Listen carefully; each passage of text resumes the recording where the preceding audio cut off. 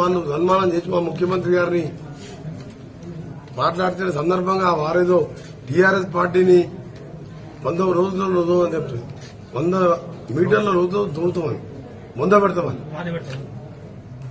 బరాబర్ పాతి పెడతాం. నువ్వేం మాట్లాడుతున్నావు కేటీఆర్? ఈ గవర్నమెంట్ 6 నెలల పడిపోద్ది, అలా బావోడు ఉన్నాడు 6 ఫీట్ల పొడుగుంటుందని ఆయన దమాకు పెరగలే, సంవత్సరంలో పడిపోద్ది ఆడంటాడు. అంటే ఏంది ప్రజాస్వామ్యంలో ఎంతసేపు ఎమ్మెల్యే కూరుడు అలవాట? మేము అనుకుంటే నెల రోజులలో 39 మంది ఎమ్మెల్యేలు టీఆర్ఎస్ ని 39 ముక్కలు చేస్తా నేను. మాకు అలవాటు లేదు.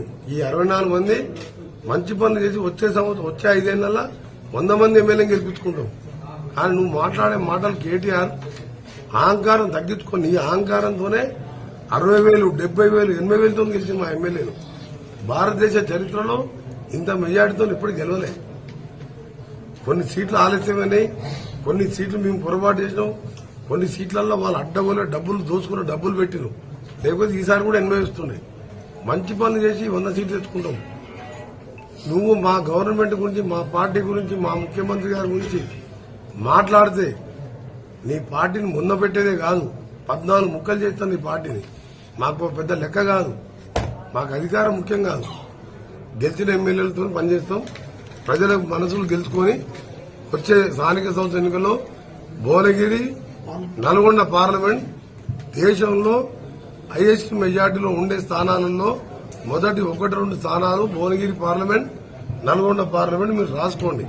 4 లక్షల పైన మెజార్టీతోని గెలిచే విధంగా ఇప్పటికెళ్ళి కష్టపడతాం. మా కాయకులకు, కార్యకర్తలకు కూడా విజ్ఞప్తి చేస్తున్నా, మనం 10, 12, 13 స్థానాలు గెలిపించుకుంటే టీఆర్ఎస్ పార్టీని మనం ముక్కలు చేసే అవసరం లేదు. వాళ్ళు కొట్టుకుని వాళ్లే ముక్కలైపోతున్నారు. మన పార్టీ 20 ఏళ్ల అధికారంలో కాంగ్రెస్ పార్టీ ఉంటది. ఇందిరమ్మ ఇల్లు కూడా త్వరలో స్టార్ట్ చేయబోతున్నాం. ఇందిరమ్మ ఇల్లు 10 ఏళ్లకే ఒక ఇల్లు కట్టలే. పేదవాడు ఇల్లు లేక రోడ్ల మీద వండుకుంటూ చెట్ల కింద వండుకుంటూ త్వరలో గ్రామానికి 100 ఇండ్లు ఇచ్చి ఆ స్కీమ్ కూడా గ్రామసభలో ఎంపిక చేసి స్టార్ట్ చేయబోతున్నాం. మారవాలని ఆఫీసర్లు చెప్పినా రేపు వచ్చి ఎంక్వైరీ చేసుకుంటున్నారు. ఔటర్ రింగ్ రోడ్కి వెళ్ళి 60 కిలోమీటర్ల రోడ్ పోతుంది. రోడ్డు ఇది సిటీ సెంట్రల్కి వెళ్ళి పోకూడదు. దాన్ని కొద్దిగా ఎన్నికలు జరుపుతారా, డిపార్ట్మెంటల్ వచ్చి మాకు రిపోర్ట్ ఇచ్చిన తర్వాత ఫైనల్ డిసిజన్ నేను తీసుకుంటాను. నేను ముఖ్యమంత్రి గారితో కూర్చొని లోకల్ ఎమ్మెల్యేలతో చర్చించి ఇబ్బంది లేకుండా సూటబుల్ కంపెన్సేషన్ ఇచ్చి ఇవాళ కాస్ట్లీ 5 కోట్ల ఎకరం ఉన్నదాన్ని మనం 10 ఎకరం ఇస్తే వాళ్ళు తీసుకుంటాం. పైసలనే కాదు, తాత ముత్తాతలకెళ్ళి వచ్చిన స్థిరాతి పోతే ఎంత బాధ ఉంటుందో చెప్పండి. ఇప్పటికే 2 ఎకరాలు పోయింది, 3 ఎకరాలు ఉన్నాడు, 2 ఎకరాలు రింగ్ రోడ్లో పోయింది. ఈ రోడ్లో వాడు ఎంత బాధపడాలి? సో అందుకనే గవర్నమెంట్ ల్యాండ్స్, అసైన్ ల్యాండ్స్ ఉన్న దగ్గర అలైన్మెంట్ ఫిక్స్ చేయమని చెప్పినా అది 1 వీక్ తర్వాత టోటల్ రిపోర్ట్ వచ్చినాక మీరు చెప్పగలుగుతాం. కేంద్ర ప్రభుత్వ పరిధిలో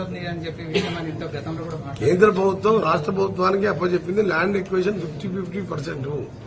రోడ్డు కన్స్ట్రక్షన్ మొత్తం పైసలు వాళ్ళయే.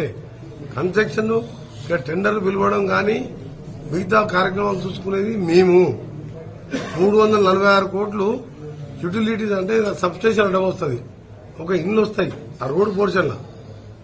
346 కోట్లు కట్టమంటే ఒక సోమేష్ కుమార్ అనే పనికిరాని చీఫ్ సెక్రటరీ ఉంటే ఈ ముఖ్యమంత్రికి సలహా ఇచ్చి మేము ఇయ్యం పో అన్నాడు. అప్పుడు నా వాట్సాప్ లో ఉంది, మన ఢిల్లీకి వెళ్ళి తీసుకొచ్చిన. మీరు ఆ 345 లెటర్ ఇస్తే ఒప్పుకుంటారు, లెటర్ ఇవ్వకపోతే రోడ్ ఎక్కి ఆడతాను అన్నాడు ఆయన. ఇలా త్రిబులార్ అంటే తెలంగాణకు మనకు మణిహారం. ఈ ఔటర్ రింగ్ రోడ్ ప్యారలల్ చేస్తే 50% తెలంగాణ కవర్ అయితే మొత్తం ప్రపంచంలో ఉన్న ఇండస్ట్రీస్ అన్ని కూడా ఇక్కడికి వస్తాయి. దీనికి రేడియల్ రోడ్ మళ్ళీ ఈ రింగ్ రోడ్డు పెడుతున్నాం. ఈయన 300 నేను ముఖ్యమంత్రి గారి దగ్గర కూర్చొని అన్నా ఇట్లా అన్నారు సీఎం గారు, ఇట్లా అన్నారు గడ్కరీ గారు, ఈ 340 మీరు ఇస్తున్నట్టు లెటర్ రాయండి, ఇమీడియట్ గా నేను ఫండ్స్ రిలీజ్ చేసి మీకు పర్మిషన్ ఇస్తే మీరు టెండర్లు పెట్టుకుని వర్క్ స్టార్ట్ చేసుకున్నాను.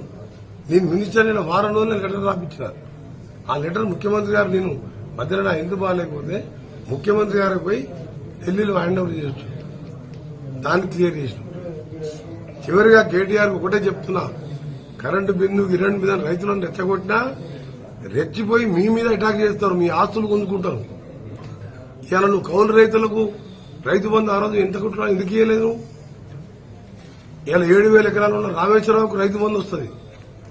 600 ఎకరాలు ఉన్న మల్లారెడ్డికి రైతు బంధు వస్తుంది. కౌలు రైతులు, ట్రైబల్తులు, ఇక్కడున్న లంబాడి సోదరులు కౌలు తీసుకుంటే వాళ్ళకు పైసలు ఇవ్వవు.